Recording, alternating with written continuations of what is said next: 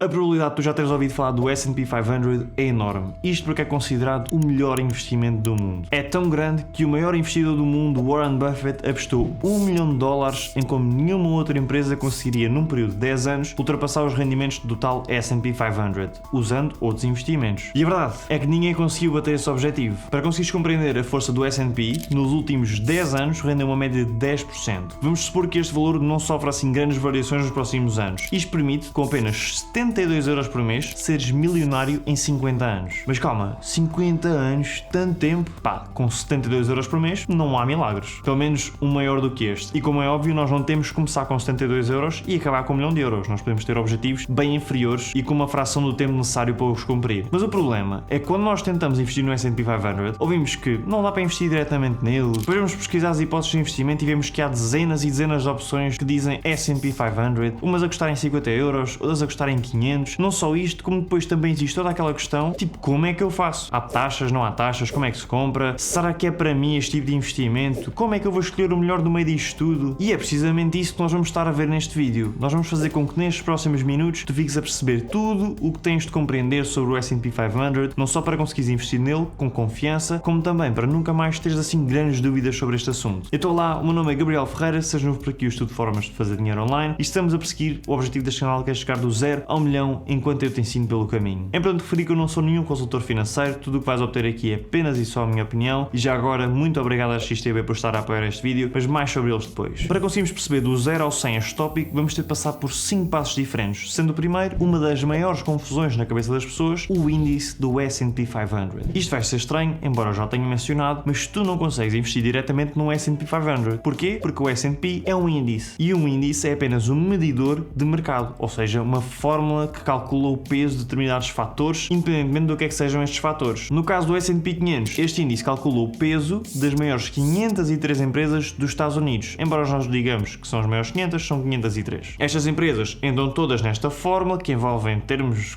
que não são assim tão relevantes aqui para o vídeo, mas no fundo preço das ações, capitalizações de mercado, peso no índice, e depois de passar aqui no meio da fórmula, isto vai dar um valor final. Neste caso está a 5.150,48 dólares. Agora, o S&P 500 não é o único índice que existe. Temos outros como o Dow Jones, que segue as maiores 30 empresas americanas, temos o FTSE 100, que segue as maiores 100 empresas listadas na Bolsa de Londres, entre muitos outros. Posto isto, estes índices são, então, meras estatísticas. E nós não podemos investir nestas estatísticas. Então, como é que o fazemos? Então, embora nós não consigamos investir nesta estatística, ou seja, no índice, o seu valor está diretamente ligado a uma valorização de empresas. Então, vamos supor que o índice do S&P 500 subia de 5.150 para 6.180 em 12 meses. Ou seja, este número aumentou 20% num ano. Se houvesse um instrumento financeiro que nos conseguisse investir e replicar exatamente o que o índice faz, nós também conseguiríamos obter 20% nesse mesmo ano. E é precisamente isto que nós vamos estar a ver no passo número 2, o replicador do investimento. Este vídeo está a ser obviamente criado porque existe, de facto, este tal replicador de investimentos e embora muitas pessoas conheçam o que eu vou falar, este vídeo é para todos os níveis de conhecimento, incluindo quem nunca ouviu falar disto. Portanto, vamos começar pelo básico. Esta replicação é conseguida através dos ETFs, que significam Exchange Traded Funds, ou em português, fundos de investimento que são negociados em bolsa. Se estão na bolsa, então significa que qualquer um de nós consegue comprá-los. Os ETFs que seguem então o índice do S&P 500 compram as empresas que integram o tal índice. Não só isto, como o fazem nas proporções exatas do índice, daí ser um replicador. Então, se eu investir num ETF que replica o S&P 500 e se o S&P 500 aumenta a 20%, o meu ETF também aumenta a 20%, então eu ganho os 20%. A grande razão pela qual eu e possivelmente tu escolhemos investir em ETFs é que tu podes comprar 500 empresas com as proporções exatas do S&P 500 sem ter o trabalho de comprar as 503 empresas nas mesmas proporções que eu acabei de dizer. Imaginem vocês terem que fazer 503 compras diferentes, seria algo incrivelmente complicado e muito demorado e também pouco eficaz. Portanto, em vez disto, nós temos este ETF que nós compramos uma vez, é como se fosse uma cestinha com aqueles investimentos todos lá dentro e nós compramos uma vez essa cesta e ele divide automaticamente o dinheiro por nós, o que é excelente. Então, quais é que são as vantagens de investir num ETF que siga, neste caso, o S&P 500? A sua gestão é automática, não temos de estar a preocupar com praticamente nada. Podem ser comprados com 0 euros de comissão e com custo de manutenção baixíssimo. Dão-nos a oportunidade de investir em 503 empresas com meia dúzia de cliques. Tem um histórico de 150 anos de bons resultados, já sobreviveu a crises, a guerras, ao Covid e há uma curiosidade muito gira que eu acho sobre o S&P 500 é que nunca existiu ninguém no mundo que tivesse investido no S&P 500 durante 20 anos que tivesse prejuízo, e eu acho que isso é incrível. Depois, por tudo o que eu disse até agora, isto torna este investimento um dos estilos mais fáceis de investimento, portanto, para iniciantes é excelente. Sendo que, se nós quisermos alguma segurança extra, tem que ser aplicado para o longo prazo. Para vermos então valores reais, vamos a algumas simulações para tu perceberes também as possibilidades que existem nos tempos que existem. Claro que são tudo simulações, portanto temos de ter sempre isto em conta. Para estas simulações eu vou utilizar então as percentagens que o S&P tem retornado na última década, portanto os tais 10%, e vamos assumir que ela não varia muito. Se poupares 50 euros por mês durante 20 anos, se tu deixares no banco, vais acabar com 12 mil euros. E se por acaso guardares durante 50 anos, terias 30 mil euros guardados, contando que esse dinheiro, sendo afetado pela inflação, vai sempre valer menos. A inflação, no fundo, tudo fica mais caro todos os anos, portanto se as coisas ficam mais caras, com o mesmo dinheiro consegues comprar menos coisas, estás a entender? Já se tivesse esses mesmos 50 euros investidos no S&P 500, assumindo mais uma vez os dados dos últimos 10 anos, no final de 20 anos acabarias com 34.365 euros. E ao final de 50 anos, terias praticamente 700 mil euros, o que eu acho que é bastante diferente do que o dinheiro deixado no banco. Agora, o mesmo exemplo, mas para alguém que consiga poupar um bocadinho mais. Vamos supor então 250 euros por mês para alguém efetivamente com um pouco mais de dinheiro. No banco, em 20 anos, acabarias com 60 mil euros. E com 50, acabarias com 150 mil euros, ou seja, já é um valor considerável. Agora investis no S&P 500, contando novamente com os 10% de média. Ao final de 20 anos, terias ligeiramente acima dos 170 mil euros e ao final de 50 anos terias quase 3,5 milhões de euros. Isto diz-nos então duas coisas. Em primeiro lugar, se tudo continuar como sempre esteve, as diferenças de poupar o dinheiro ou investi-lo são abismais. Segundo, sendo um investimento tão forte para longo prazo, ele pode ser usado para estratégias e objetivos para daqui a vários anos. Vou-te dar o meu exemplo porque eu acho que isto às vezes pode ajudar. Eu todos os meses invisto no S&P 500 para a minha reforma. Porquê é que eu invisto para a minha reforma? Porque eu acho que o meu país pouco ou nada me vai ajudar quando chegar ao momento de eu me reformar. Então eu prefiro contar comigo e com os meus investimentos para o fazer. Agora, há pessoas que usam isto para se reformarem mais cedo, outras para os filhos daqui a uns anos ou simplesmente para melhorarem o seu estilo de vida no futuro. Não há regras. As finanças pessoais são pessoais porque cada um define os seus objetivos e é isso que tu também terás que fazer. E aqui depois costuma surgir um erro que vem em formato de rasteira de quem é iniciante neste mundo. Porquê é que se começa a investir tão novo para a reforma? Neste caso não é obrigatório começares novo, mas porquê é que, por exemplo, eu estou a investir com esta idade e não só estou a investir daqui a 10 anos? Então vamos pegar no meu exemplo. Vamos supor que eu, em vez de começar hoje, por exemplo, a investir 250 euros por mês para levantar aos meus 65 anos, ou seja, daqui a 40 anos, decidia começar só daqui a 10 anos a investir. Ou seja, nesse caso teria 30 anos até à minha reforma. Portanto, 10 anos de diferença que eu teria para aproveitar este dinheiro, para me divertir um bocadinho mais, para viajar se calhar um bocadinho mais do que eu viajo. Isto aqui não existe bem o certo ou errado, existe apenas as diferenças e é isso que eu vou estar a mostrar. Portanto, eu em vez de ganhar 1.300.000 euros, ganharia apenas quase meio milhão de euros. Ou seja, esses 10 anos no fundo iam-me custar 800.000 euros. Portanto, se esses 10 anos te compensar estes tais 800.000 euros, mais ou menos, obviamente, então pronto, tu é que sabes. E digas tu é que sabes tranquilamente porque, mais uma vez, as finanças são pessoais e se calhar 10 anos com uma diversão extra pode ser mais importante do que mais dinheiro no futuro. Cada um sabe depois da sua balança, obviamente. Com toda esta informação, estamos prontos então para o terceiro passo. Qual escolher? Se por acaso tu já te aventuraste a pesquisar pelos ETFs que sigam o S&P 500, certamente passaste os teus olhos por dezenas deles. E embora eles sigam o mesmo índice, nem todos são exatamente iguais. E é por isso que tu podes ter depois resultados diferentes, não muito diferentes, mas ligeiramente diferentes no futuro. E claro que se eu me vou comprometer a fazer algo para o futuro, eu vou querer escolher o melhor do melhor. Ou seja, o que tenha o melhor balanço entre o resultado, a segurança, o custo baixo, mas para isto tens que saber olhar para eles e distingui-los. E é fácil. Há poucas coisas que tu vais ter que ver e eu vou ensinar-te então o passo a passo, para nós fazermos aqui em conjunto, de como encontrar o melhor ETF para poderes investir nele. Para analisar e comparar os ETFs, vamos fazê-lo aqui no meu computador. Já não venho aqui há imenso tempo, mas vamos a isso. Então, se eu pesquisar S&P 500, eu consigo ver que temos 92 resultados. Ora, eu não vou investir em 92 ativos, como é óbvio. Vamos então ver o passo a passo para analisarmos um ETF. Vou utilizar este primeiro aqui, que se chama iShares Score S&P 500. Este aqui é da BlackRock, a empresa ou fundo que gera isto. Se tu quiseres o documento mais completo para fazeres a análise, tu vais abrir este fact sheet, onde vais ter aqui todas as informações sobre o ETF. Mas como visualmente não é muito fácil de explicar, vou tentar explicar tudo utilizando o outro lado e venho aqui só quando for estritamente necessário. Então vamos descer aqui até onde diz Basics e vamos começar a analisar. Nós temos primeiro o tamanho do fundo. Quanto maior for este número, melhor. Significa que há mais dinheiro investido, logo há mais liquidez, há mais segurança. Eu prefiro que este número esteja grande. Se for o maior, também não significa que é o melhor, embora às vezes possa ser. De seguida nós temos o Total Expense Ratio, no fundo aquilo que nós pagamos para manter o nosso fundo. É assim, existe esta empresa que faz a distribuição, o marketing, a gestão passiva que eles fazem, e isto tem que ser pago. Agora, 0,0% é um valor tão residual que eu me sinto mega confortável a pagar ao ano. Portanto, este valor, claro, quanto mais baixo for, melhor, mas é assim, há empresas que podem ter isto super baixo também para podes aliciar. Portanto é assim, eu não me importo que seja 0.05, 0.07, estou confortável e acho que é um bom preço a pagar pelo trabalho que nós não temos. De seguida, nós temos a Replication. Se disser Physical, significa que este fundo tem mesmo as ações que integram o ETF. Portanto, tem mesmo a Apple, tem mesmo a Google, ou seja, eles têm essas ações e não apenas o seu valor. Portanto, é obrigatório para mim que diga Physical. Depois, se o meu objetivo for investir no S&P 500 na sua totalidade, é obrigatório para mim diga Full Replication, porque senão vou estar só a seguir metade. Então, aqui eu tenho a certeza que estou a seguir exatamente o S&P 500. De seguida, nós queremos sempre tentar investir em euro. O que é que isto significa? Embora isto seja um ETF dos Estados Unidos, logo está em USD, se eu investir também em dólar, a nossa corretora vai-nos cobrar uma pequena taxa por conversão de euro para dólar. E nós podemos evitar isto. Como? Vamos ter que usar o fact sheet para isto. Se nós vemos o fact sheet, neste exemplo específico, eu consigo ver que eu consigo, por exemplo, investir na bolsa alemã com o ticker SXR8, ou seja, se eu pesquisar isto, quer dizer que estou a investir bem, e consigo investir em euro se assim o fizer. Portanto, é uma forma de ver trading information e ver onde é que vocês estão a comprar em euro, neste caso SXR8, e não pagam taxas de conversão. Continuando, o próximo passo é ver a data de criação deste fundo. Quanto mais antigo for, mais história que há. Porque às vezes pode parecer incrível, com ganhos superiores e tudo e mais alguma coisa, e depois existe há 2 anos. E eu não adoro isso. Então, neste caso, temos um que existe desde 2010. Temos muito histórico para saber que ele está a correr bem, e para mim dá-me confiança em investir em algo, por exemplo, 2010, 2012, 2008, e não em algo de 2022. Chegamos agora a uma parte que costuma confundir as pessoas, principalmente as que estão a começar. Nós temos duas hipóteses, a que diz acumulativo e a que diz distributivo. Qual é que é a diferença? As empresas que estão dentro do S&P 500 pagam-te dividendos, ou seja, tu recebes o dinheiro das empresas que estão lá dentro. E depois tu tens duas hipóteses, ou pegas nesse dinheiro e reinvestes automaticamente no ETF, ou levantas para ti e usas para o que tu quiseres. Qual é que é a diferença dos dois? Se escolheres acumulativo, vais estar a investir automaticamente no ETF, logo o teu crescimento do ETF em si vai ser maior, vais conseguir mais ganhos a longo prazo. Se tu quiseres abdicar desses ganhos e levantar o dinheiro,